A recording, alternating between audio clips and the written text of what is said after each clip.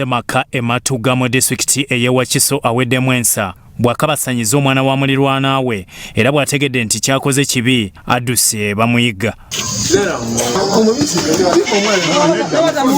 Omwana alabiriza wa myaka 9 n'amutunuza mu mbuga ya Sitaani era ono ali mu kibiina kyakuna.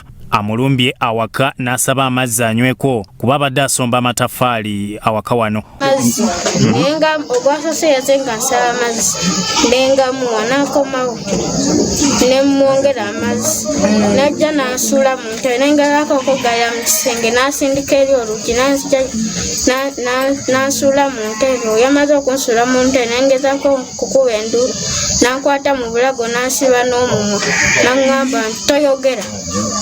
Nensirika oyamaze nampa 10 n'agamba mbu kino kisigaye nga kyama kyafe. Nensirika nengende wa maama Simbwa nemugamba kati oyalabye nga tukomaawo tuggalewo n'asulawo enkumbi n'adduka. Maama Simbwa yabadde agenze nno na ssimu ye.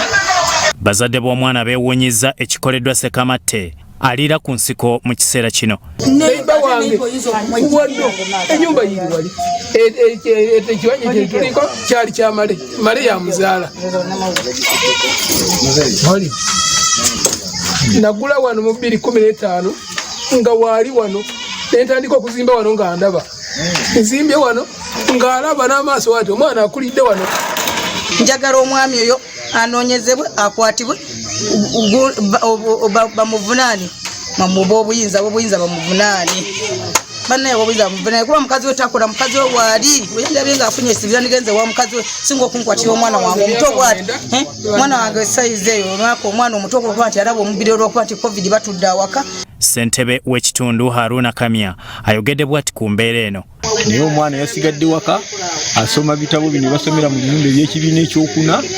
Omwami we yamulumbye omwana agaana mpa ku mazzi nyweko n'agamuwa nadda nti nyongera ku mazzi yamuvumbiikiririza mu ntebe naye ndowooza ebintu bino oba nkomerere neetera okutuuka kubanga sigga nti abazadde balagajjavu. Era wano wenjagala okusinziira okusaba gavumenti etuyambe etawuluze ku muggalo abaana baddeyo ku ssomero kuba omwana ono muto bazadde bakola bamulese waka bamusanze ate bano abantu betukozesa ewaka bebasinga okuleeta ebizibu.